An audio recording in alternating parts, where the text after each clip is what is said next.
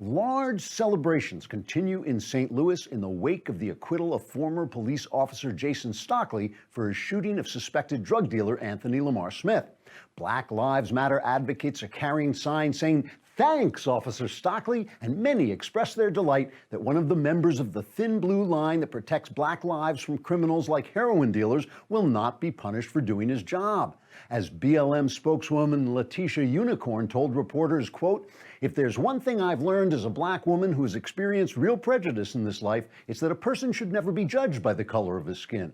I don't care if a police officer is white, he's there to protect me and my neighborhood, and I don't want some lowlife who's out there selling poison to my neighbors to have even the slightest chance of doing him harm. So I'm personally thrilled that Officer Stockley has been found not guilty," unquote.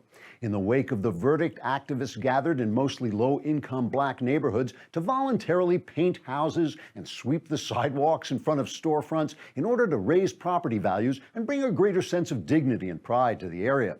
Interviewed as he was helping to repair a porch step, the Reverend Al Fantasy Jr. told a reporter, quote, "Every time I see the video that shows that heroin dealer ramming his car twice into Officer Stockley's police vehicle, I'm just so glad it was the dealer who died and not an officer of the law," unquote.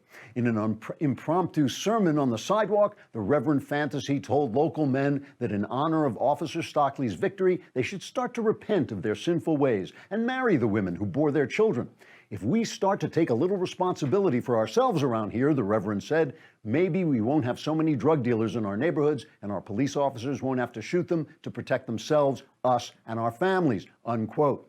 Covering the jubilant demonstrations on the street, CNN reporter Lance Gormless told anchorman Wolf Blitzer, quote, "You know, Wolf, when I look around and see the relief on these good people's faces because they know that police officers like Jason Stockley won't be discouraged from doing what needs to be done to keep their neighborhoods safe, it makes me think maybe we at CNN should stop slanting our stories in order to turn thugs into heroes and cops into criminals. Not only would that be a tremendous help in improving these suffering urban areas, but it might increase our viewership if we told the truth from time to time," unquote. The celebration of Officer Stockley's acquittal is scheduled to last until I wake up and return to reality when everything will be stupid again. Trigger warning, I'm Andrew Klavan, and this is The Andrew Klavan Show.